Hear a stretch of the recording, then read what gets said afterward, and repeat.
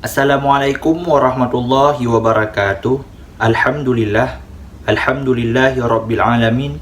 Wabihi nasta'in ala umurid dunya waddin. Wa ala alihi wa sahbihi ajma'in. Amma ba'd. Pertama-tama, di awal langkah yang paling utama, marilah sama-sama kita sanjung sajikan kehadirat Allah Subhanahu wa ta'ala, yang mana oleh Allah yang telah memberikan kita beribu-ribu nikmat dan berjuta-juta rahmat, mulai dari nikmat kehidupan, nikmat mata, nikmat hidung, dan lain sebagainya.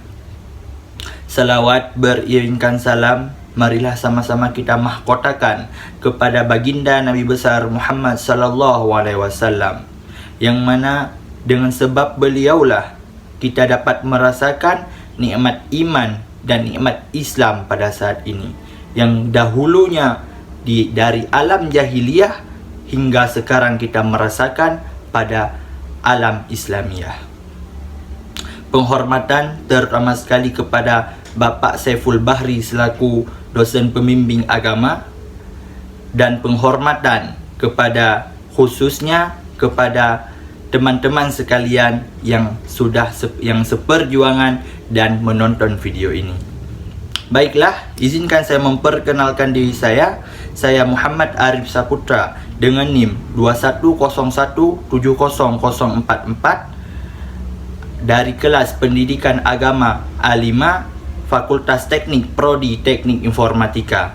Seiring berkembangnya zaman, pemimpin semakin kehilangan konsep keislamannya, baik dari segi keadilannya, musyawarahnya, dan lain sebagainya. Maka dari itu, izinkanlah saya sedikit memaparkan sedikit syarahan singkat tentang konsep kepemimpinan dalam Islam. Kawan-kawan sekalian, sebelum membahas panjang tentang konsep kepemimpinan dalam Islam, kita harus tahu dulu apa itu pemimpin. Karena jika ingin mengetahui sesuatu secara mendalam, kita harus tahu dulu apa sesuatu itu. Pemimpin. Pemimpin adalah orang yang berkuasa, orang yang ada, orang yang mempunyai bawahan-bawahannya, yang berkuasa terhadap bawahan-bawahannya. Maka dari itu, pemimpin harus memiliki konsep sebagaimana yang telah dikonsepkan dalam Islam. Ditinjau dari sifat Rasulullah, pemimpin harus memiliki 4 konsep yang paling utama, yakni siddiq yang pertama, amanah yang kedua, tabligh yang ketiga, dan fatanah yang keempat. Namun di balik semua itu, pemimpin juga tak boleh melupakan yang namanya keadilan. Nah, sekarang kita akan membahas sifat Rasulullah yang pertama, yakni siddiq. Siddiq artinya benar ataupun jujur. Jujur ataupun benar ini sangat dipentingkan dalam kepemimpinan. Maka dari itu, seorang pemimpin harus memiliki sifat jujur ataupun benar dalam kepemimpinannya. Karena jujur ataupun benar termasuk salah satu konsep kepemimpinan dalam Islam. Jujur ataupun benar ini asalnya dari hati. Nah, bicara soal hati, pada hadis Arba'in yang keempat, Rasulullah telah menjelaskan.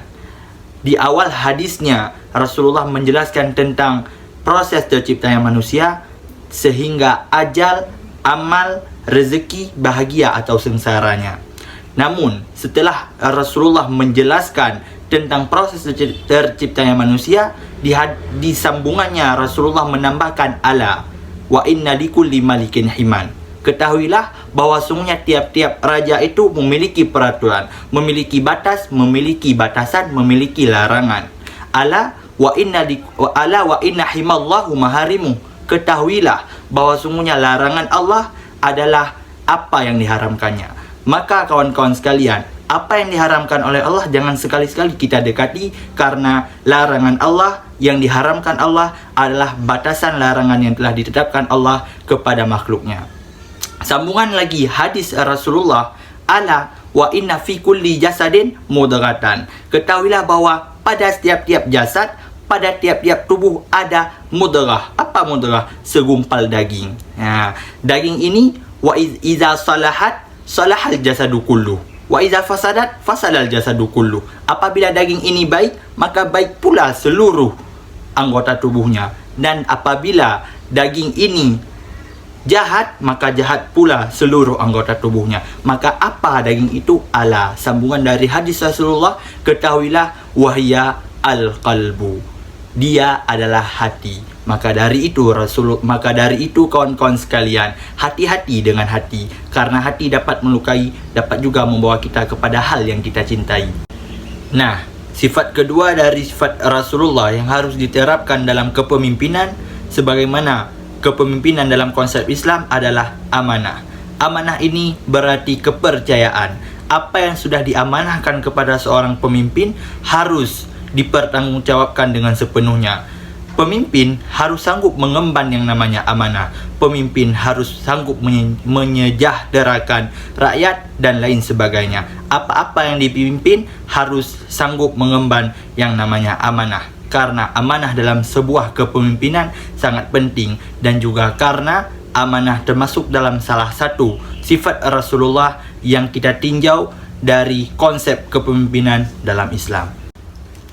Ketiga, sifat ketiga yang harus diterapkan dalam kepemimpinan sesuai sifat Rasulullah adalah tabligh, yakni menyampaikan. Maka dari itu, seorang pemimpin yang bertanggung jawab dalam kepemimpinannya harus tabligh, harus menyampaikan. Apapun yang diamanahkan, apapun yang dikonsepkan, apapun yang diajukan kepada seorang pemimpin untuk disampaikan kepada rakyatnya, itu juga harus pemimpin sampaikan sesuai dengan apa yang disuruh sampaikan.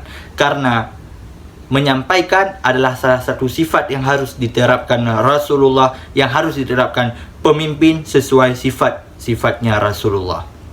Nah, di sini kita tahu bahwa dari ketiga sifat tersebut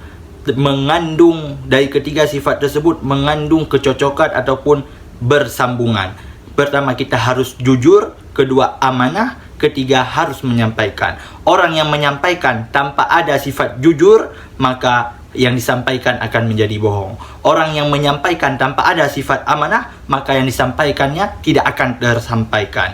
Maka dari itu, orang yang menyampaikan, orang yang tabligh, pemimpin harus memiliki sifat jujur dalam mentablighkan, dalam menyampaikan, juga harus memiliki sifat amanah dalam menyampaikan. Karena apa yang disampaikan oleh pemimpin adalah amanah sekaligus siddiq yang harus dimiliki seorang pemimpin sesuai sifatnya Rasulullah.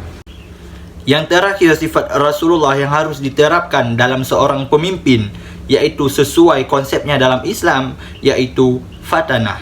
Fatanah ini berarti cerdik. Ya, cerdik pemimpin dalam mengonsepkan sesuatu, cerdik pemimpin dalam mengambil keputusan, cerdik pemimpin dalam memutuskan suatu masalah ketika sedang menjalankan sebuah masalah. Nah, fatanah ini adalah sesuatu yang harus sangat diperhatikan pada seorang pemimpin. Karena jika pemimpin tidak fatanah, maka akan berakibat fatal bagi seluruh keputusan yang dibuatnya. Orang yang fatanah, orang yang cerdik, orang yang pintar, pasti akan memikirkan sesuatu dengan matang-matang ketika mengambil sebuah keputusan. Nah, ini dia yang harus terjadi pada seorang pemimpin. Pemimpin ketika mengambil keputusan, pemimpin ketika ingin mengajukan sebuah keputusan, butuh yang namanya musyawarah. Karena pemimpin yang cerdik pasti tidak ingin mengambil keputusan dengan sendirinya, tidak akan egois dalam mengambil keputusan, pasti akan memusyawarahkannya dengan pihak yang berwenang. Karena keputusan yang diambil bukan semata berpengaruh pada dirinya sendiri, namun juga berpengaruh pada apa yang ingin dipimpinnya, pada apa yang sedang dipimpinnya. Nah, kawan-kawan, fatanah ketika seorang pemimpin tidak fatanah, tidak cerdik dalam mengambil keputusan, yakni egois dalam mengambil keputusan, tidak ada yang namanya musyawarah, maka akibatnya bukan hanya bagi pemimpin tersebut, juga bagi seluruh yang sedang dipimpinnya. Musyawarah ini juga salah satu sifat yang mungkin tergolong ke dalam fatanah. Cerdiknya seorang pemimpin dalam mengambil keputusan atau tidak juga harus sangat diterapkan dalam seorang pemimpin. Karena Rasulullah pada zaman kepemimpinannya dan juga para khulafah pada zaman kepemimpinannya tidak pernah mengambil keputusan dengan gegabah. Semuanya dilakukan secara musyawarah. Maka dari itu, sesuatu yang ingin diambil keputusannya harus dilakukan dengan cara musyawarah. Karena ketika bermusyawarah, ide-ide ataupun apa yang ingin kita sampaikan yang tidak terpikirkan di dalam pikiran pemimpin akan keluar pendapatnya pada pemikiran orang yang hadir dalam musyawarah. Maka musyawarah juga penting dalam mengambil keputusan dalam sebuah permasalahan. Kawan-kawan sekalian, seperti yang sudah kita bahas di awal tadi, di balik semua konsep kepemimpinan sesuai dengan sifat Rasulullah, juga seorang pemimpin harus memiliki yang namanya adil. Adil dalam kepemimpinan juga tidak bisa diganggu-gugat. Ini adalah sifat yang harus diemban seorang pemimpin dalam memimpin kepemimpinannya.